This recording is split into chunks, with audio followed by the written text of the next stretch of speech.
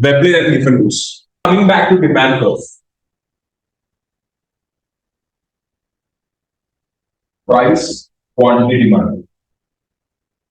So what happens is that when price decreases, quantity demand increases. This is the normal demand curve. If price increases, demand decreases. This is the normal demand curve. Veblen and Giffen goods are two classifications of goods where it actually defies the law of demand. It actually functions in the opposite direction of law of demand. Veblen and Giffen goods. Okay, so we'll learn goods that defy the demand curve. In demand curve, when price increases, demand decreases. With respect to Veblen and Giffen goods, when price increases, demand actually increases. Are you getting my point? When price increases, demand increases. That is actually a violation of demand curve. When price increases, your demand actually decreases generally. That is the law of demand. But in the context of Veblen and Giffen goods, what happens is that with increase in price, there is an increase in demand for goods. Why? That is the question we have to answer here. First one, Giffen good. A Giffen good is an inferior good. A Giffen good is an inferior good. That is, its income, its demand decreases with increase in income. With no close substitutes available. There is no other substitute available. For example, take for an economy where there is only rice. There is only rice. There is no wheat. There is no other grains, anything. So a person P is eating rice. For example, price of rice actually increases. Price of rice actually increases. Automatically, can P shift to another good? If that good exists.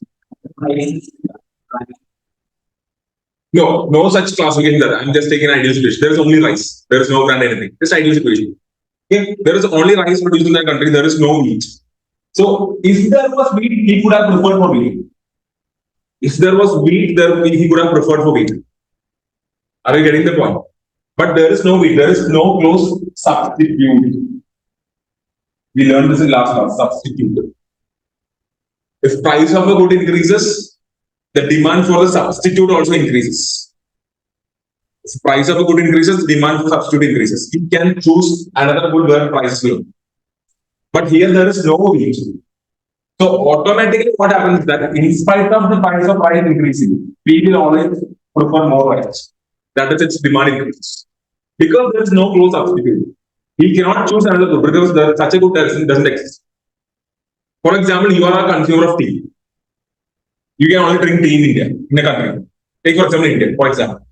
There is no coffee, there is no fruit juice, anything. In the morning, you can only drink tea. And you cannot live without tea. Take for example. Take for example, tea's price increase. What would happen? There is no other substitute. Only thing you can do is your demand increases with that price. Are you getting my point? So this actually defies law of demand. In law of demand, demand decreases with price increase. But with Giffen goods, there is no other substitute. Automatically, your demand increases with rise in price. Then we have another good called the Veblen good. Veblen also defies. Defies means it contradicts the demand curve or the law of demand. Here also demand increases with price. Why? Can anybody tell me how it could be possible? In Giffen good, it is an inferior good. There is no other substitute available. So that is why demand increases with price. In some goods like Veblen goods, also demand increases with more price. Why? Quality brand, okay. You are coming to that, but not exactly. Quality brand, something more different. The demand also increases in some season, right? Only the season Yeah, that could actually happen. That is maybe due to lack of supply. More people are actually demanding for that. It's a different context. It's not trend. Yeah, trend is actually a factor, yes, but not exactly. You're not. Example, Trust actually can happen. Yes, it could happen. But Veblen Goods is a different classification at all. There's a particular reason why there is a demand for this good increases with price increases. The particular class quality. What is that? These are mostly status symbol goods.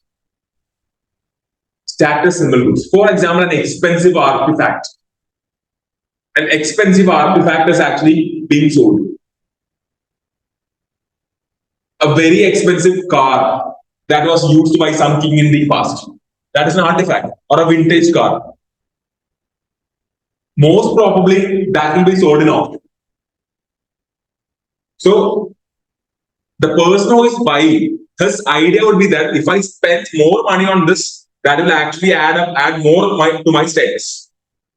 Are you getting my point? So Veblen is totally an exceptional classification. For normal economic activity, it doesn't actually apply. Veblen is a totally different classification. An expensive artifact, for example, Mona Lisa. Mona Lisa's original painting is actually kept for sale. Take for example. Would the demand for Mona Lisa's artifact decrease with increase in price? No. Because only a specified customers would be ready to buy them because it will be already be expensive. And in an auction, more price means there will be more buyers within that specified. So demand will be increasing. That is why Veblen goods are actually exactly opposite to the function of demand. Law of demand. Hope it is a precious artwork, limousine car, Rolls-Royce car, take for example. Rolls-Royce car is bought by only rich people. Okay, normal economic demand does not apply there. That is why we cannot see Rolls-Royce here and there. It's not just like a Honda Activa or Bullet. Okay, so Veblen goods and Giffen goods both defy the demand curve. It is actually opposite to the demand curve. So this is the demand curve for Veblen goods and Giffen goods. With increase in price, there is very high demand. Okay, and here it is a normal good. With increase in price, there is very low demand. But for Veblen good, what happens? With increase in price, look at this. The demand is still very high. Are you getting the point? It is actually opposite to demand curve.